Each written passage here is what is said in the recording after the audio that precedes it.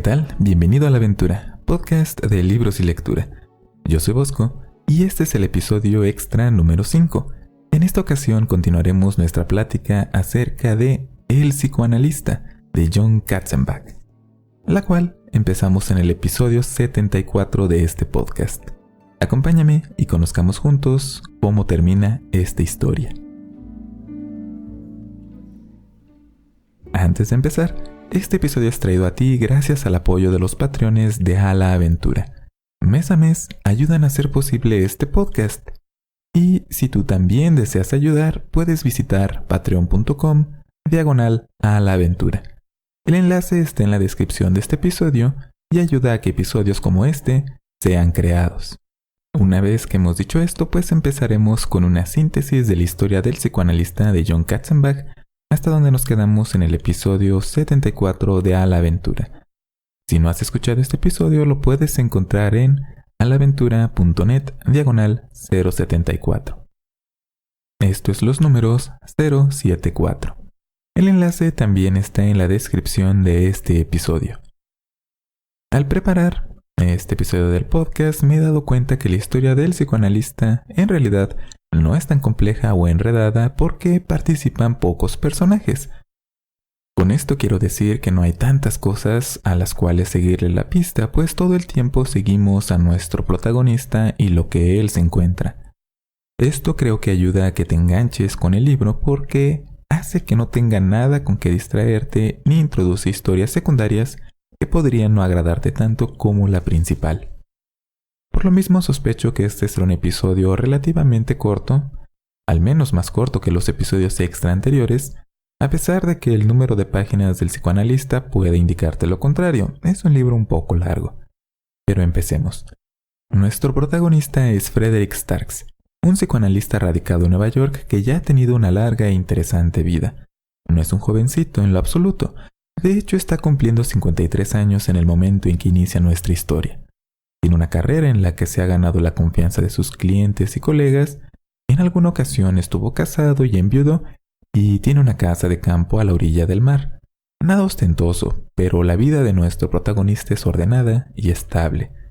De hecho, el Dr. Starks, que ahora vive completamente solo, tiene una rutina tan bien establecida que podrías ajustar la hora de tu reloj de acuerdo a las actividades que él hace. Así, al final del día de trabajo, en su cumpleaños, después de atender al señor Zimmerman, uno de sus clientes más testarudos, y cuando ya está pensando en que se acerca la temporada del año en que se toma unas vacaciones en su casa de campo, recibe una carta en su consultorio. Consultorio que es un área de su casa que ha adecuado para este fin. La carta inicia con un muy amistoso "Feliz cumpleaños. Bienvenido al primer día de su muerte". Y solo mejora a partir de ese punto. Esta carta, sin remitente y firmada por un tal Rumpelstiltskin, le pone un ultimátum. El Dr. Starks debe descubrir en un plazo de 15 días el nombre verdadero de este Rumpelstiltskin y publicarlo en los anuncios del periódico. Si no lo logra, debe suicidarse. Y si no lo hace, entonces un miembro de su familia morirá en su lugar. El autor de esta carta afirma que el Dr. Starks lo conoce y que en el pasado contribuyó a arruinar su vida. Así que ha llegado el momento de saldar cuentas. Para que no lo tome a juego, Rumpelstiltskin incluye una lista de familiares vivos del Dr. Starks, entre los cuales, según este misterioso personaje, uno de ellos ya ha sufrido las consecuencias de ser familia de nuestro protagonista. Como la mayoría de las personas, y en especial un profesional que trabaja con clientes con una amplia variedad de trastornos mentales, el Dr. Starks desconfía de la veracidad de las amenazas en la carta de Rumpelstiltskin. En especial porque ese nombre es el mismo de un personaje de cuento que también juega a que una princesa adivine su nombre o tendrá que casarse con él. Pero la información detallada sobre su familia lo hace dudar y termina por decidir que es mejor pecar de precavido. El doctor contacta a todas las personas en esa lista, preguntándoles si algo inusual les ha ocurrido recientemente. Y cuando está a punto de terminar con la lista sin que nadie le diga que sí, hay algo que le dé credibilidad al Rumpelstiltskin, llama a un sobrino. Este le cuenta que sí ha pasado algo desagradable. Alguien le ha mandado una carta con contenido pornográfico a su hija adolescente. lo cual la ha afectado profundamente. Claro, y nadie ha dado aún con el responsable de la carta ni existen sospechosos realmente, porque la joven no tiene enemigos ni nada por el estilo. Así, el Dr. Stark se convence de que la carta no era una broma de mal gusto. ¿Logrará el Dr. Stark revelar la identidad de Rumpelstiltskin? Y si no lo logra, ¿cómo podrá salvar su vida? Pues veamos cómo pasa todo esto. Al poco tiempo de que esto ocurre, se aparece en su casa una mujer muy atractiva vestida de manera provocativa que se hace llamar Virgil, porque será su guía en el infierno. Sí, ya sabes, porque Virgilio aparece en la Divina Comedia de Dante Alighieri haciendo este mismo papel, de guía del infierno y del purgatorio. Virgil le explica a Starks que se puede poner en comunicación con su jefe, el señor R, es decir, Rumpelstiltskin, a través del periódico. El mecanismo es sencillo. En la sección de anuncios personales, en la portada de un periódico local, puede aparecer pistas para Starks y él también puede dejar algún mensaje si así lo desea. Es más, puede preguntar cosas, pero no se garantiza que reciba una respuesta como él la espera. Virgil también le recuerda que el tiempo está corriendo y que si no se apura, pues tendrá que quitarse la vida. La cosa se complica y se pone peor. Poco después, el señor Zimmerman, precisamente uno de los pacientes del Dr. Starks, que estaba entre los últimos que atendió el día de su cumpleaños, se suicida. Se lanza a las vías del metro de la ciudad.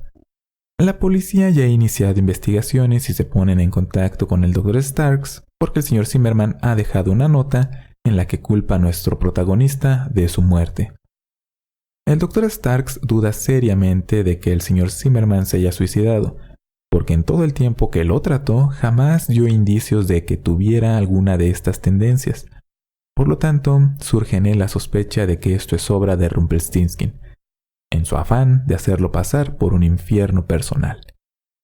Como sea, en la estación de policía, la gente que está a cargo de la investigación asume que fue un suicidio común y corriente y ahí concluyen las investigaciones. Pasa más tiempo y Starks recibe una carta de la Asociación de Psicoanalistas a la que pertenece. En ella le informan que es acusado de violar a una de sus pacientes. Por lo tanto, desde ese momento puede considerarse suspendido para la práctica profesional.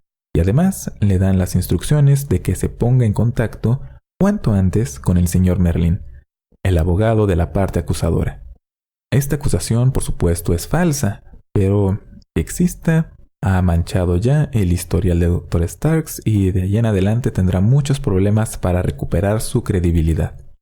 Así, nuestro protagonista acude al despacho de este tal señor Merlin, que parece estar en remodelación el edificio y no tiene mucho éxito, por lo tanto, por el movimiento, el ajetreo y por la falta de interés del señor Merlin en defender su inocencia y tampoco consigue llegar a ningún acuerdo. Este hombre le informa que hará todo cuando esté en su poder como abogado de la víctima para verlo arruinado. En nombre del señor R, claro está. Bueno, la cosa ya va muy mal. Y es entonces cuando, al consultar sus ahorros para planear qué hará ahora que ha sido suspendido y tiene una demanda encima, nuestro protagonista nota que su dinero ha desaparecido. No tiene acceso a sus ahorros. Al llamar a su banco, estos le informan que al parecer alguien a través de internet ha cancelado sus cuentas, movido fondos y en general ha dejado sus finanzas hechas un desastre. Mientras todo esto ocurre, Virgil visita de vez en cuando al Dr. Starks, aunque más que ayudarlo parece que se dedica a burlarse de él, y también lo confunde un poco, pero le recuerda constantemente que se le está acabando el tiempo. Pero al menos ha habido un poco de avance usando el periódico. Starks ha obtenido algo de información que le puede dar pistas para así identificar a Rumpelstiltskin, aunque ya le quedan pocos de los 15 días que tenía de plazo. Así, recibe la pista de que es en realidad la madre del señor R quien tuvo contacto directo con el Dr. Starks. Pero esta información no es suficiente. Desesperado, Starks toma un tren y acude a visitar al Dr. Lewis, quien ha sido, a lo largo de toda su vida profesional, su mentor. Siempre que Starks ha estado en problemas o no ha sabido qué hacer, Como fue el caso cuando su esposa estaba a punto de morir, el Dr. Lewis ha sido una gran ayuda y apoyo para él. Starks, ya en la casa de su mentor, le explica la situación y este lo escucha atentamente. El Dr. Lewis lo ayuda a darle sentido a las pistas enredadas que ha dejado el tal señor R en el periódico.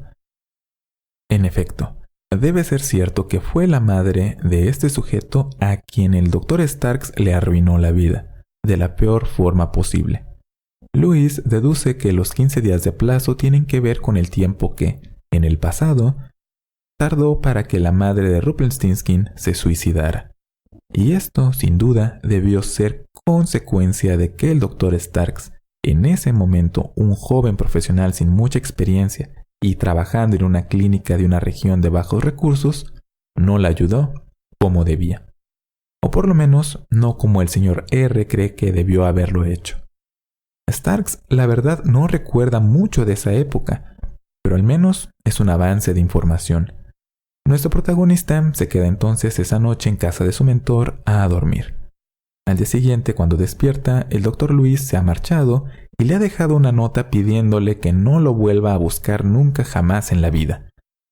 Vaya, hasta cuando algo le sale más o menos bien a nuestro protagonista, termina con algo malo. De regreso a casa, en el tren, se encuentra con Merlin, quien le informa que el Dr. Lewis ha tenido un accidente. De esos que te dejan muy malherido o muerto. Claro está, tiene que ser un accidente de ese tipo. Y de paso le recuerda que el tiempo se agota. Starks va a la clínica en la que trabajó al inicio de su carrera para encontrar información de la mujer que se suicidó. Y se anticipa que Rumpelstiltskin seguramente habrá hecho ya algo para ocultarle datos que pudieran acercarlo a descubrir su identidad. Pero con un poco de violencia, que siempre es un recurso eficaz, nuestro protagonista consigue que un empleado de la clínica le proporcione la información que él está buscando. El Dr. Starks obtiene el expediente de una tal Claire Tyson, la cual tuvo 3 hijos, los cuales quedaron huérfanos cuando ella murió. Y sí, se suicidó. Pero ya se han acabado los 15 días. Y además de regreso de esta travesía del Dr. Starks, cuando llega a su casa, se encuentra con que ésta está completamente destruida. Ha ocurrido una fuga de aguas negras en las tuberías de la casa y pues la casa está completamente inutilizable. De este modo, Starks se rinde. Dona el poco dinero que le queda a distintas organizaciones de apoyo a víctimas de abuso sexual y de la violencia, le manda un mensaje en el periódico a Rumpelstiltskin admitiendo su derrota y finalmente se va a encerrar a su casa de campo a las orillas del mar. Durante esa noche ocurre una explosión de gasolina que reduce a cenizas la casa de campo. La policía, bomberos y demás equipo de emergencias llegan al lugar. Encuentran la ropa que llevaba el Dr. Starks ese día arrastrada por la marea. Las autoridades llegan entonces a la conclusión de que el Dr. Richard Starks, agobiado por sus problemas profesionales, por la pérdida de sus ahorros y en general porque su reputación ha sido dañada irremediablemente, se ha suicidado, ahogándose en el mar, después de quemar su propia casa. Y así termina la historia del Dr. Starks. Bueno, en cierto modo, nuestro protagonista preparó el incendio y su desaparición como un plan.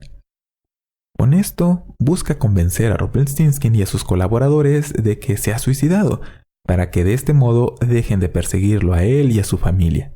Además de que esto le va a dar la oportunidad de contraatacar. Tiene éxito en esta tarea porque ya no ve actividad del señor R y de sus colegas alrededor de la vida de Richard Starks, que se presume está más que muerto.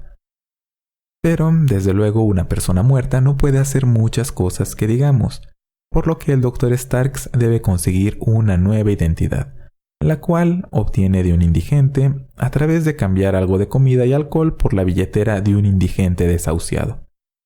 Este indigente se llama Richard Lively. Y además, el Dr. Stark se llama a sí mismo Lazarus, como el que regresó del mundo de los muertos en la Biblia. Digamos que el autor no es precisamente sutil al nombrar cosas. Con esta nueva identidad que prácticamente se la robó a otra persona, consigue un trabajo que no llame la atención de nadie. Además, consigue un departamento donde vivir y empieza a recabar datos sobre Rumpelstiltskin, sobre su madre muerta en particular. Esto implica que empieza a estudiar sobre trastornos mentales que hacen que las personas se vuelvan manipuladoras y busquen destruir la vida de los demás. Esto tratando de entender a su enemigo. Gracias a la magia de Internet, el Dr. Starks encuentra información de Claire Dayson y su familia. Claire tuvo una vida familiar terrible, con un padre abusivo y un novio que la golpeaba. Starks se disfraza de sacerdote para ocultar su identidad y visita al padre de Claire Dayson en un asilo de ancianos, veteranos del ejército, es decir, al abuelo de Rumpelstiltskin. El padre de Claire no está precisamente lúcido y no tiene buena opinión de su difunta hija, pero le informa a Starks que sus 3 nietos fueron puestos en adopción y es más, le da los papeles de adopción.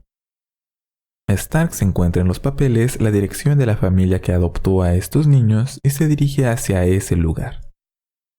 Este lugar ahora es un criadero de perros de vigilancia. Ya sabes, Doberman, Rottweiler, ese tipo de razas. Starks le pregunta al dueño del criadero por alguna familia con 3 hijos adoptivos que pudiera haber vivido ahí antes de que se estableciera su local. El hombre, dueño del lugar, le contesta que no sabe nada, que nunca había vivido nadie ahí con la descripción que le ha dado nuestro protagonista y que haría bien en largarse de ahí, porque si seguía de metiche, le va a ordenar a su perro Rottweiler favorito que lo ataque, lo cual terminaría con un Starks muerto. Así, nuestro protagonista se marcha, pero espía un poco al dueño, y con ello confirma sus sospechas de que le han estado mintiendo. El dueño hace llamadas telefónicas que dan a entender que está bajo las órdenes de alguien más. Ah, qué sospechoso, pero para este momento Starks ya sabe que esto debe ser obra del señor R. Sobre todo porque ya en su hotel recibe una llamada del dueño del criadero diciendo que siempre sí le va a dar información. Además, recibe una llamada de alguien que suena igual a Virgil. Y de paso, cuando Starks pregunta en la recepción, le informan que sí, una mujer que se ajusta a la descripción de Virgil anduvo por ahí. Recordemos que para este momento Starks está de incógnito y por lo tanto Virgil no sabe que es la misma persona que hace un tiempo atrás orillaron a la muerte. O bueno, creen que eso hicieron. Starks huele a una trampa, así que toma la iniciativa. Regresa al criadero, pero libera a todos los perros excepto al Rottweiler favorito con el que fue amenazado. Aprovechando la confusión del dueño del criadero, lo embosca y lo amenaza con un arma. Le pide que le diga la verdad, que le diga todo lo que sabe sobre los niños de Claire Dayson. El dueño desafía a Starks, pues adivina que no es el tipo de persona que mataría a alguien más. Y de todos modos, si Starks lo mata, no obtendría información.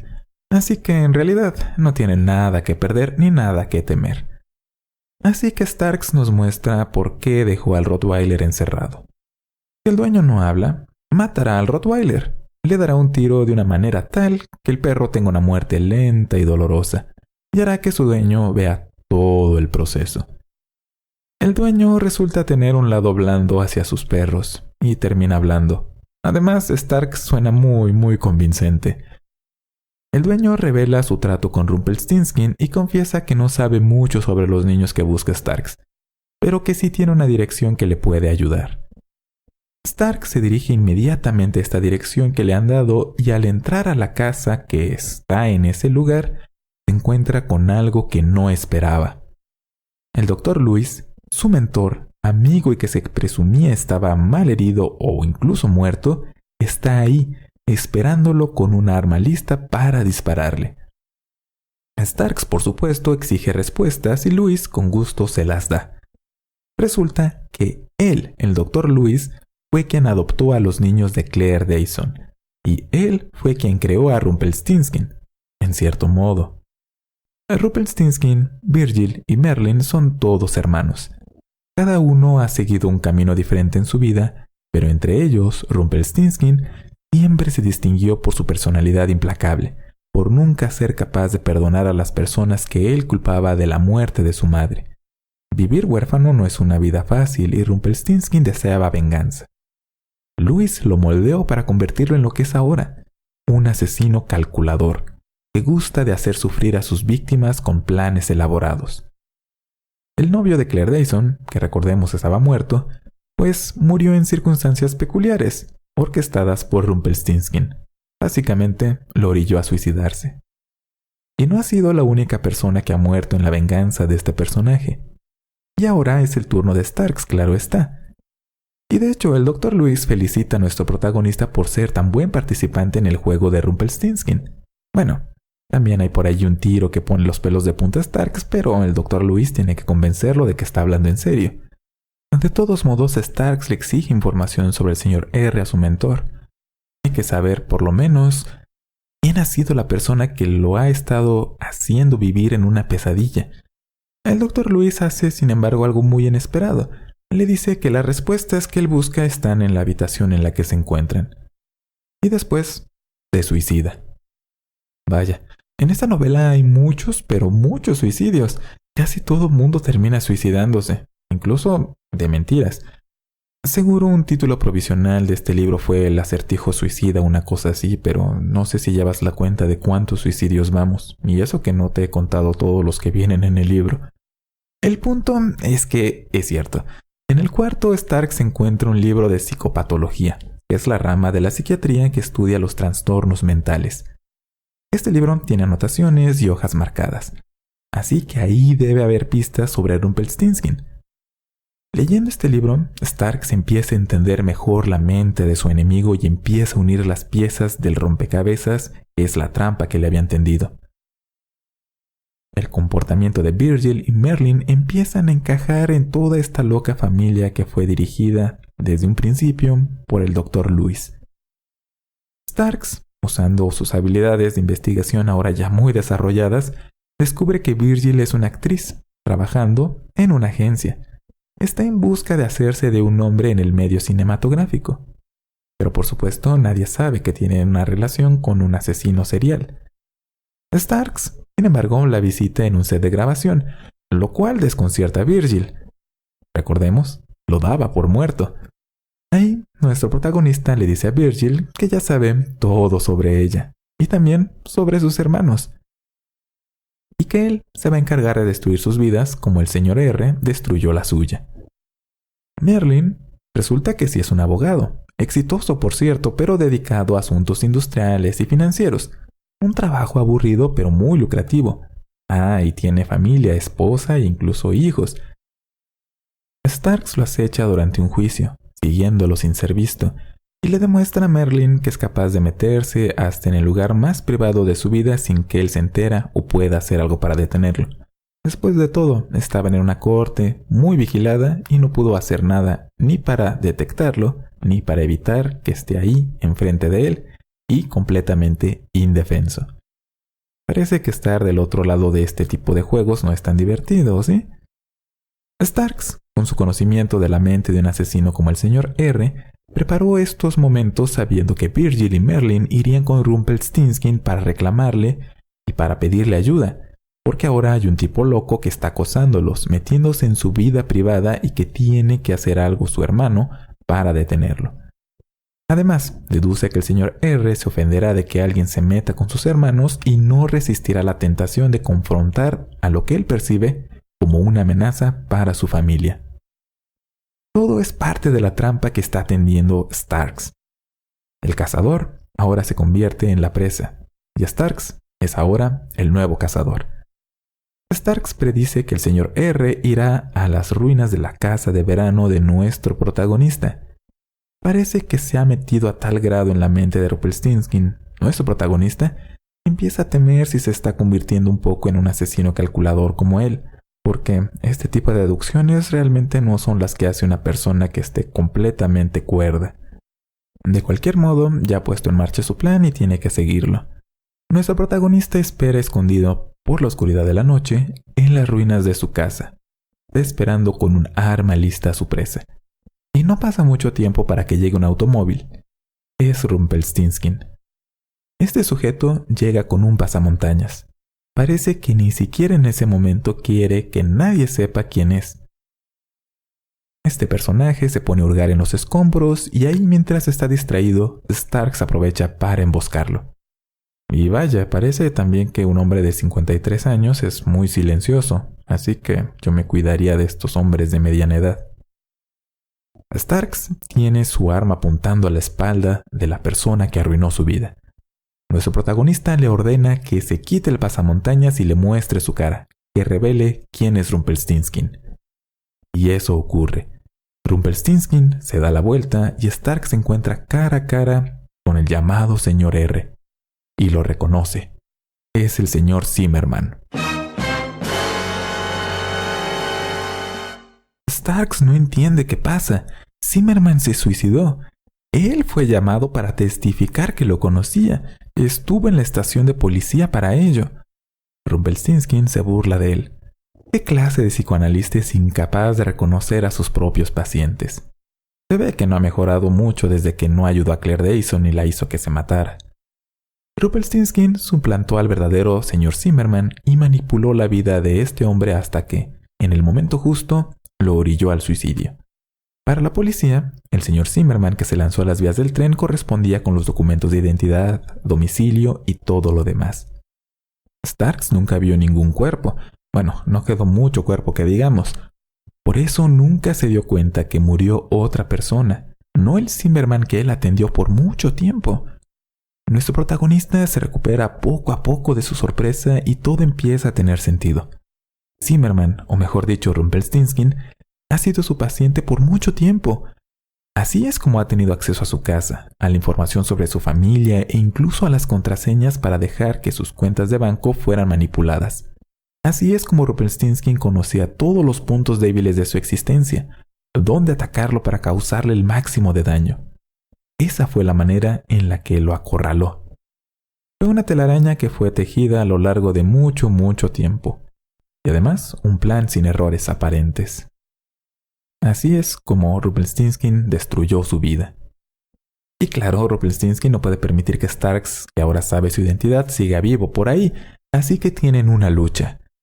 Forcejean por el control del arma que nuestro protagonista lleva, y por poco y casi muriendo en el proceso, Stark sale victorioso. Le da un tiro a Rumpelstiltskin que lo deja herido en un brazo, incapacitándolo. Lo tiene a su merced. Y decide dejarlo ahí. Llama a sus hermanos para que vayan por él y además les informa cómo serán las cosas de ahora en adelante. Si no quieren que Stark se revele que ambos fueron cómplices de un asesino demente y con ello sus vidas normales y con futuro y completamente ordenadas sean destruidas, deben devolverle a nuestro protagonista lo que le han quitado, su vida. A partir de ese momento, deben depositarle al Dr. Starks una cantidad de dinero igual a lo que él ganaba como psicoanalista, para compensar que lo han dejado sin carrera. Deben reponer todo su dinero y propiedades, pero a nombre de Richard Lively. Es este nombre con el que empezará una nueva vida. Y sí, Lively en inglés significa vivaracho. Ya quedamos que el autor no es sutil.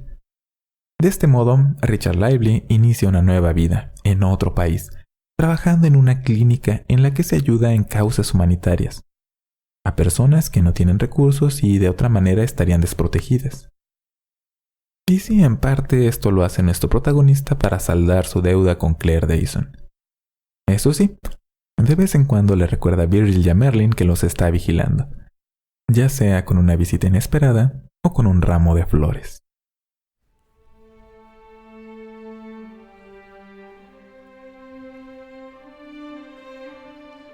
Así concluye el psicoanalista de John Katzenbach. Creo que no le he hecho tanta justicia a la manera en la que el autor te plantea la situación tan desesperada en la que termina hundido el protagonista. Todo gracias a las acciones de este Rumpelstiltskin. Es una parte extensa del libro y, de verdad, te sientes mal por todo lo que le ocurre al Dr. Starks. Sobre todo porque cuando crees que ya nada más le puede salir mal, pues algo le sale mal. Además dejé fuera algunos detalles, por ejemplo la muerte de la oficial que llevaba el caso del suicidio de Zimmerman. No es algo muy relevante, solamente acentúa que el Dr. Stark se encuentra por completo solo y que nadie lo puede ayudar. Las revelaciones de este libro pienso que son lo que puede definir qué tanto te guste o no. Puede que te parezca que tienen todo el sentido del mundo o que te parezca que son completamente implausibles. Eso lo decides tú.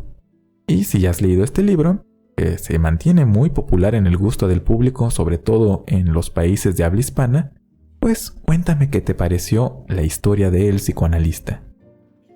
Lo que sí es cierto es que esta es una lectura ágil que te mantiene interesado en la historia, gracias a que en todo momento siempre hay algo en juego. Me hubiera gustado que la historia secundaria de la esposa de Starks fuera de mayor peso, pero, de nuevo, es un detalle menor. Y ahora sí, como en todos los episodios extra de A la Aventura, te voy a pedir que, por favor, me digas qué te ha parecido este episodio. Si este formato te ha gustado o no, porque eso es muy importante para mí, porque así es como puedo hacer mejor este podcast para que lo disfrutes mucho más. Vas a encontrar todos los medios de contacto para decirme lo que piensas en la descripción de este episodio. Puedes usar Facebook, Twitter, correo electrónico o puedes visitar alaaventura.net, donde hay más opciones para que me digas qué es lo que tú piensas. Y, una vez más, gracias a los Patreones de A la Aventura. Este episodio no sería posible sin su apoyo, así que muchísimas gracias. Y esto es todo. Que tengas un excelente día y recuerda, hasta los malos poetas aman a la muerte. Hasta la próxima.